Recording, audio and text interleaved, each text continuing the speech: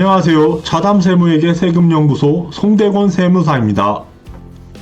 동남아시아 지역 내의 인도차이나 반도 동부에 위치하고 있는 베트남 사회주의 공화국은 그 국호에 사회주의라는 용어 때문에 민주공화국을 표방하고 있는 대한민국과는 그 정치체제가 상이함에도 불구하고 문화적인 측면에서는 대한민국의 경우와 마찬가지로 한자 문화권 그리고 유교 문화권에 속한다는 문화적 공통점이 있는 나라입니다. 경제적인 측면에서는 지난 1988년경에 시작된 베트남 정부의 개혁 개방 정책 시행 직후부터 한국 기업의 베트남 투자가 시작되었을 정도로 대한민국 기업의 베트남 투자는 상당한 역사를 가지고 있으며 현재 시점에서도 다양한 산업 분야에서 투자가 활발하게 진행되고 있습니다. 즉 초창기에는 섬유, 봉제 등 임가공 형태의 투자가 주로 이루어졌지만 최근 들어서는 업종별로 봉제, 의류, 가방, 신발, 직물 등의 경공업 분야는 물론 전기전자, 비철금속, 철강 등 다양한 업종이 진출한 상황입니다.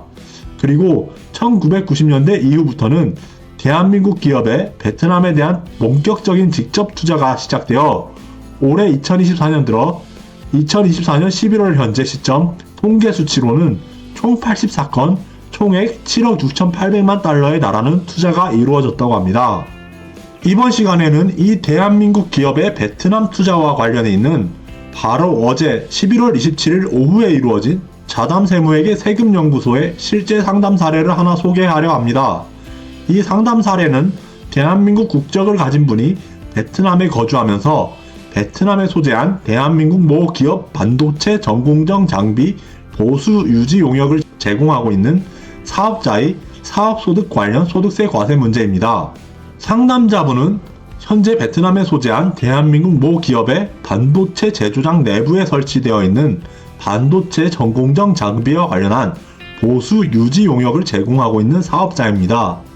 다만 이 상담자분의 개인 사업장 자체는 대한민국 국내에 소재하고 있는데 해당 반도체 전공정 장비 관련 보수 유지 용역의 공급과 관련한 대가의 수령과 세금 계산서 발급 등은 국내 사업장을 통하여 이루어지고 있는 것으로 보입니다. 상담자분은 미혼이지만 국내에는 모친과 형님이 거주하고 있는 것은 물론 모처에 주택과 임야 등의 부동산 재산을 소유하고 있는 상황입니다. 그리고 상담자분은 최소한 작년 2023년 12월 31일 이전에는 대한민국에서 출국하여 현재까지 계속하여 베트남에서 거주하고 있으며 그동안 대한민국으로 입국한 적은 단 한 번도 없다고 합니다. 송대권 세무사는 어제 11월 27일 이 실제 상담 사례와 관련하여 파생된 몇 가지 문의사항을 전달받으면서 우선 이 상담자분이 현행 소득세법상 거주자에 해당하는지 아니면 비거주자로 분류되어야 하는 것인지에 대한 검토에 착수하였습니다. 우선 현행 소득세법에서는 거주자는 국내에 주소를 두거나 183일 이상의 거소를 둔 개인을 말한다고 정의하고 있으며 비거주자는 거주자가 아닌 개인을 말한다는 식으로 규정하고 있습니다. 참고로 해당 조문에서는 사업자에 대하여 사업소득이 있는 거주자를 말한다고 정의하고 있기도 합니다. 나아가 현행 소득세법 시행령에서는 주소는 국내에서 생계를 같이 하는 가족 및 국내에 소재하는 자산의 유무 등 생활관계의 객관적 사실에 따라 판정한다고 하여 국내에 생계를 같이 하는 가족이 있고 그 직업 및 자산 상태에 비추어 계속하여 183일 이상 국내에 거주할 것으로 인정되는 때에는 국내에 주소를 둔 것으로 간주한다고 밝히고 있습니다. 이 실제 상담 사례에서 상담자분은 대한민국 모처에 주택과 임야 등의 부동산 재산을 소유하고 있는 상황이기 때문에 국내에 소재하는 자산의 유무 등 생활관계의 객관적 사실에 따라 판정한다는 현행 소득세법 시행령 규정의 존재로 인하여 현행 소득세법상 거주자로 볼 수밖에 없습니다. 참고로 상담자분이 미혼이며 국내에 모친과 형님이 거주하고 있기는 하지만 이 분들과 국내에서 생계를 같이 하는 가족 관계라고는 볼 수 없기에 해당 사항은 판단 대상에서 제외하였습니다. 송대권 세무사는 앞의 검토사항 1부분에서 상담자분이 현행 소득세법에서는 거주자에 해당한다는 결론을 내렸고 이 상담자분이 대한민국 국내에서 사업장을 두고 반도체 전공정 장비의 보수 유지와 관련한 사업 활동을 영위하고 있는 이상 당연히 상담자분은 대한민국의 현행 소득세법 규정에 근거하여 영리를 목적으로 자기의 계산과 책임하에 계속적 반복적으로 행하는 활동을 통하여 얻는 소득인 사업소득과 관련한 종합소득세 납세의 의무를 당연히 부담하게 됩니다. 다만 현행 소득세법에서는 사업소득은 해당 과세기간에 발생한 다음 각 호의 소득으로 한다고 하면서 제1호부터 제19호까지 그 업종들을 하나하나 열거하고 있는데, 상담자분의 반도체 전공정 장비와 관련한 보수 유지 용역 공급은 이 중에서 제13호의 전문 과학 및 기술 서비스업에서 발생하는 소득에 해당하는 것입니다.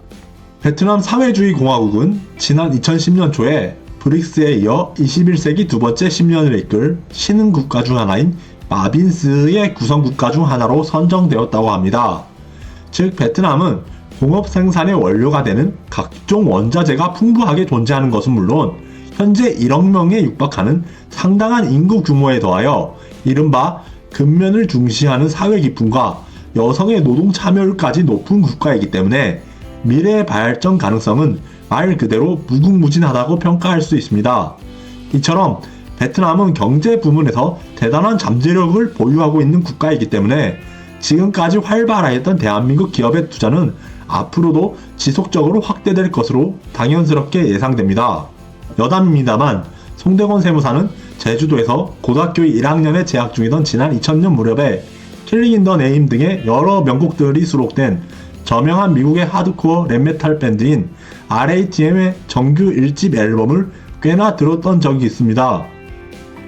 앞으로 록메탈 역사가 진행되는 한 불멸의 가치를 가지고 있을 이 앨범의 커버 사진은 지난 1963년 6월 11일 그 시절 남베트남의 대통령이었던 응오딘 지엠의 불교 탄압 정책과 독재 정치에 항거하여 베트남의 고승 티광드 스님께서 감행한 이른바 소신 공양의 모습을 촬영한 사진입니다.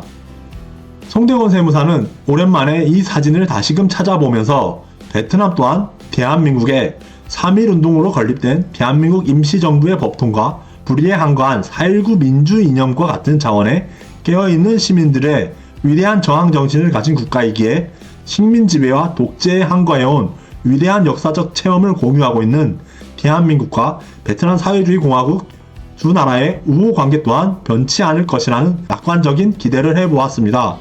이상으로 자담세무에게 세금연구소 송대권 세무사였습니다. 감사합니다.